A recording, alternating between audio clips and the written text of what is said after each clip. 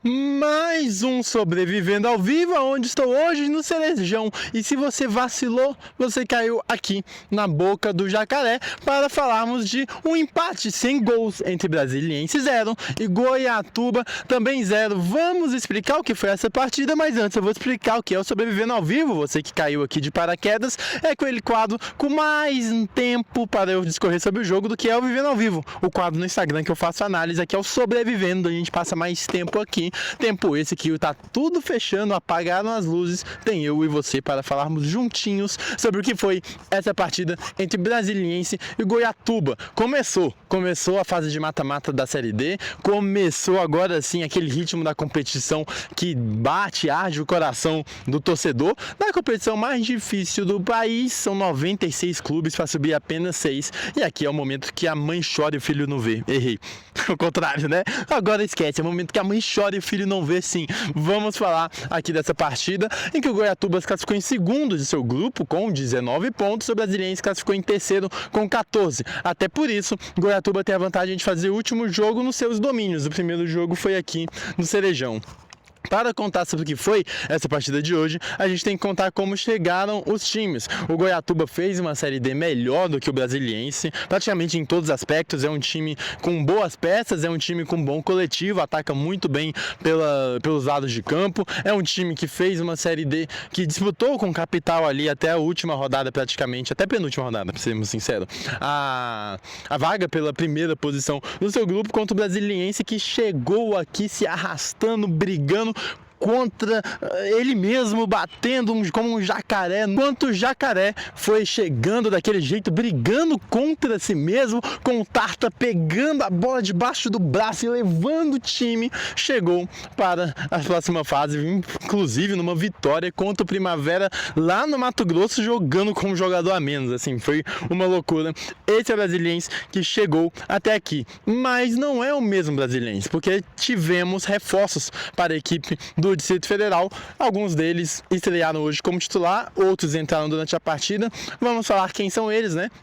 David Braz, 39 anos, zagueiro veterano, passagens por Flamengo, por Santos, Fluminense, enfim, você lembra do David Braz? Inclusive o torcedor do Flamengo vai se lembrar daquele gol que ele faz em 2009, o primeiro daquele último jogo contra o Grêmio, que o Adriano Imperador levanta a mão, enfim, gol do David Braz. Chega aqui também Marcelo Cirino, outro com passagem pelo Rubro Negro Carioca, mas também pelo Rubro Negro do Paraná, o Atlético Paranaense, campeão da Copa do Brasil, enfim, é o Marcelo Cirino uma peça de ataque, como também chega o Mateuzinho, vindo do Abecate, e também o Yuri Mamute vindo com esse camisa 9, inclusive já tem gols na Série D, se eu não me engano são 4 gols nessa Série D, enfim, mas eu vou pegar essa informação depois direitinho. São os reforços. Quem chegou para essa partida como titular? David Braz, pegou uma posição, jogou aqui, o Iago não jogou hoje, jogou David Braz, o Marcelo Cirino jogou espetado de um lado das pontas, e o Mateuzinho espetado do outro lado das pontas. Quem foi o 9 nessa partida foi o Wallace Pernambucano.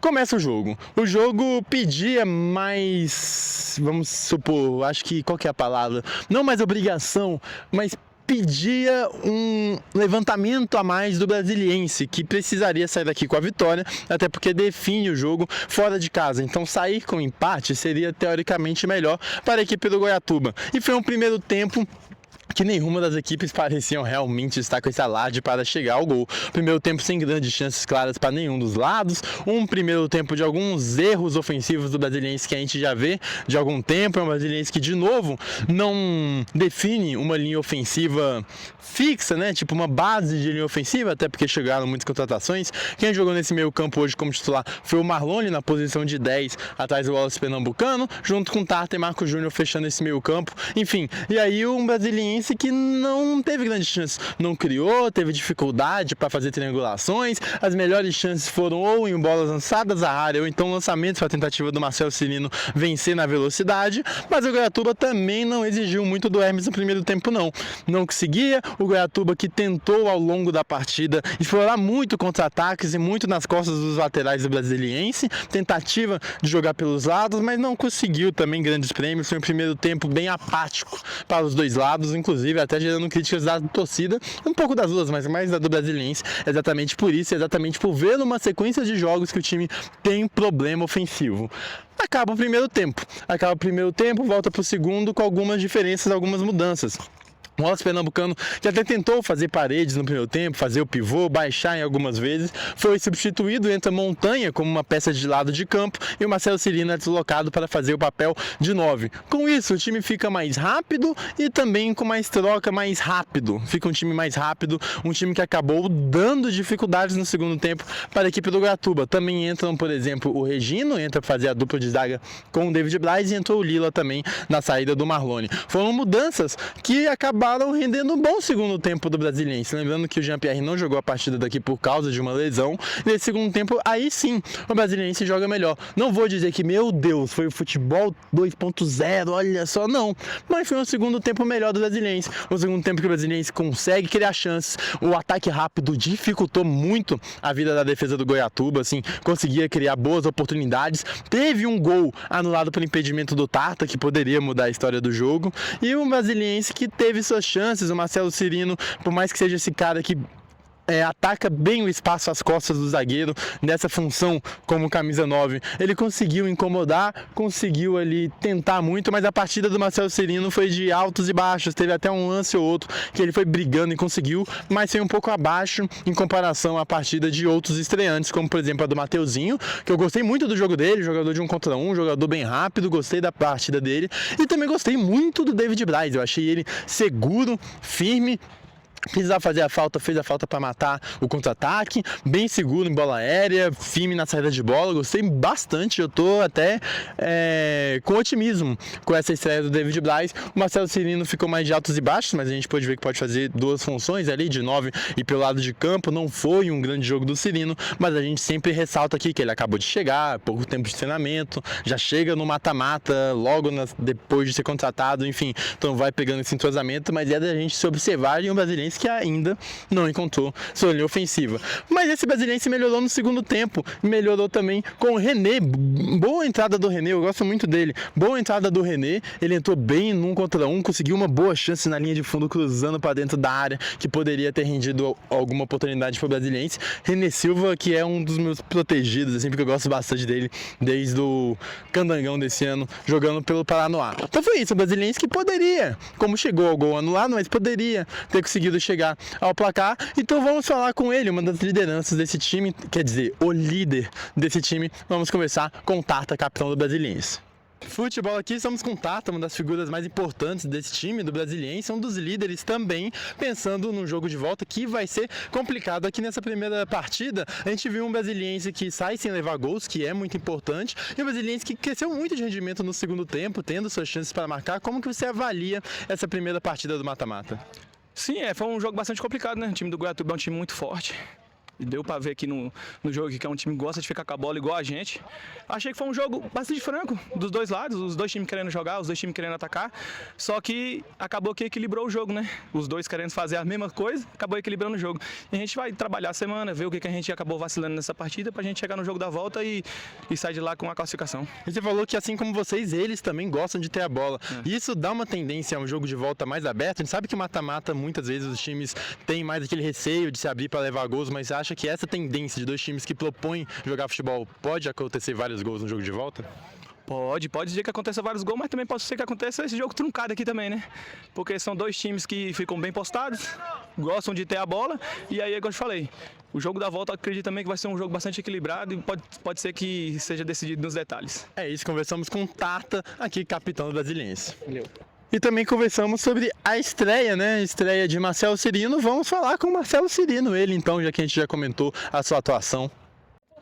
Futebol aqui, estamos com o Marcelo Cirino em sua estreia pela equipe do Brasiliense. Chegou recentemente, pouco tempo de treinamento, mas já chegou no time titular e eu queria a sua visão de sua estreia e do que foi essa partida do Brasiliense.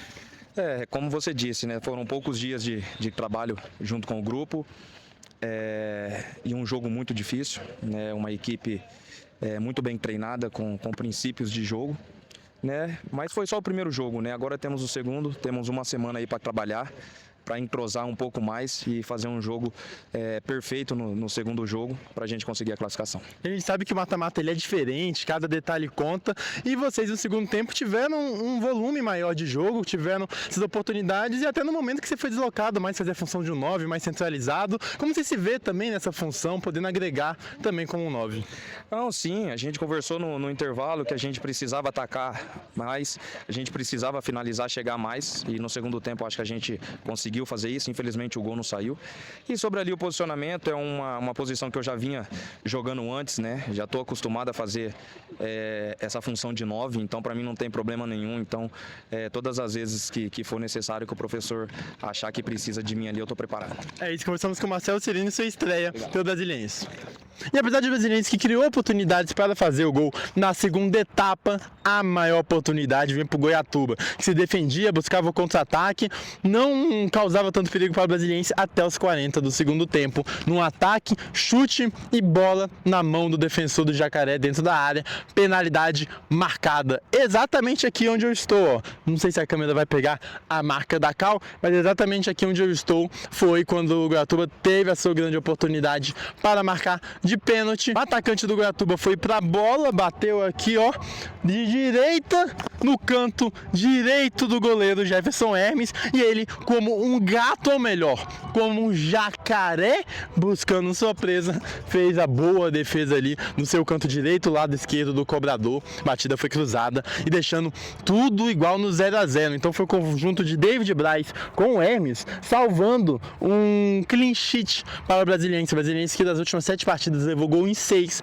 aqui sai sem levar gol, principalmente por esse lance. Mas se eu falei que o Brasiliense fez o segundo tempo melhor no que foi o primeiro e que poderia ter alcançado até quem sabe um gol, a partir desse pênalti as coisas mudam. Do 40 minutos da segunda etapa pra frente é Goiatuba, é pressão do Goiatuba, é Hermes tendo que fazer defesa, é rebote que é tirado em cima, é assim, loucura. O Goiatuba poderia sim, realmente foi quem teve a melhor chance de gol com o pênalti, sair daqui com a vitória. Até por isso ficamos nessa situação de empate um pouco mais doce, na minha opinião, para o lado do Goiatuba. Mas se a gente está falando de um empate que teve um herói, a gente falou de Hermes defendendo o pênalti, então vamos escutar o goleirão do Brasiliense. Futebol aqui, estamos com Jefferson Hermes, goleirão do Brasiliense, que foi o grande herói da partida de hoje com uma defesa de pênalti nos minutos finais. Eu queria saber de você, esses minutos finais, essa defesa de pênalti dá uma justiça ao placar? Cara, primeiramente eu tenho que agradecer a Deus pela defesa, né? Graças a Deus ele vem me abençoando os companheiros. E sem dúvida, acho que se a gente sair perdendo aqui, acho que não seria um resultado justo, né? Pelo tanto que a gente propôs, tanto que a gente trabalhou. E agora, esse resultado do empate, a gente é obrigado a ganhar lá, né? Mas se vier aos pênaltis, eu acho que Deus tem preparado algo maravilhoso para nós. E dedica essa grande defesa a alguém especial? Ah, com certeza. Minha esposa, meu filho, né? A Gabi e o Teodoro. Sem dúvida, eles que vêm nos fortalecendo aí. Palavra aí do Hermes, goleirão daqui do Brasiliense, herói do jogo de hoje, agora tudo aberto para a volta. Pois é, ele fez a grande defesa, ele saiu, claro que como jogador você sai meio assim pelo empate, mas feliz consigo mesmo por ter tido uma grande atuação. E a gente falava, né, pra mim o empate ele é realmente um pouco melhor pro Goiatuba por definir em casa. Esse não é um sentimento só meu também, a gente conversou com o Eric, defensor do Goiatuba, que teve uma opinião parecida, vamos ouvir ele. Futebol aqui, estamos com o Eric, defensor da equipe do Goiatuba. Um jogo bastante equilibrado que a gente viu aqui no Cerejão. Primeira partida de mata-mata, a gente sabe que tem um caráter diferente. Queria a sua visão de uma partida que vocês tiveram até a chance de sair vencedores praticamente nos minutos finais, com a penalidade, mas saem de 0-0 para definir em casa. Sim, desde o começo nós sabíamos que essa é uma partida muito difícil. Respeitamos a equipe do Brasiliense na medida do possível. Sabíamos a força que é deles aqui jogar dentro de casa, na casa deles. Tivemos a oportunidade, não fomos felizes no gol, mas voltar com um empate para Goiatuba para decidir em casa, conseguir a vitória e a classificação lá. Pois é, claro que vocês chegaram aqui para vencer o jogo, mas o empate, pensando no jogo de volta, nos domínios de vocês, acham um saldo positivo? Sim, saímos daqui vivo, né, cara? Claro que o intuito é sempre buscar a vitória, viemos aqui propondo o jogo, do começo ao fim, entendeu? Alguns momentos vai marcar mais, vai atacar mais, o intuito sempre foi a vitória, tivemos a oportunidade, ainda mais perdendo no pênalti. Não conseguimos fazer o gol, mas agora levar o empate para Goiatuba e conseguir a classificação em casa. É isso, conversamos com o Eric aqui, defensor do Goiatuba. Pois é, empate em 0-0, que o Goiatuba sai com um pouco de vantagem, porque mata esse jogo daqui, vai definir em casa, aí praticamente jogo único, né? Porque placares iguais, um empate é penalidade, o Brasiliense pontos positivos, algumas estreias, o Cirino provando que pode fazer 2 funções por mais, que não tenha sido uma grande estreia, o David Braz, esse sim, bastante seguro, bastante correto, o Yuri Tanque entrou no finalzinho da partida, não teve grandes chances, e o Mateuzinho, que eu gostei bastante. Lado negativo, ainda dificuldades para envolver esse ataque ofensivamente, ainda é uma engrenagem que não está com óleo, é uma engrenagem que parece que ainda não está ajeitada, e é um time que poderia, por exemplo, ter saído daqui derrotado, mesmo depois de um segundo tempo acima do que foi o primeiro. Então são pontos de atenção para o Brasiliense, que ainda joga um futebol aquém daquilo que a gente espera, mas é mata-mata, e o mata-mata te dá a oportunidade tanto de ser eliminado por um pênalti aos 40 minutos do segundo tempo com uma bola na mão, quanto a de se classificar ainda tentando achar seu time ideal. Então é isso, fico com mais um Sobrevivendo ao Vivo, e aí a minha pergunta que eu deixo para você é: você prefere um amargo adocicado ou um doce meio amargurado? Eu prefiro um amargo adocicado, eu acho, hein? É isso, fico com você respondendo nos comentários, divulga, dá like, o que você achou dessa partida, o que você acha que vai dar nesse mata-mata. Os confrontos de volta a gente acompanhará o Gama e o Capital, que jogarão aqui no Distrito Federal, e a gente seguirá acompanhando, claro, de longe, mas na telinha, o que vai acontecer com Ceilândia e Brasiliense. É isso, me despeço de vocês com o estádio já vazio, vou dar aquela geral pra vocês verem aqui, ó. Olha lá, só nós no estádio, eu e vocês. Aí, aí. É isso, então é com esse estádio vazio e com essa marca da cal aqui, que teve a finalização para o chute do goleirão Hermes, que eu me despeço de vocês. Até o próximo Sobrevivendo ao Vivo. Valeu, fui, tchau.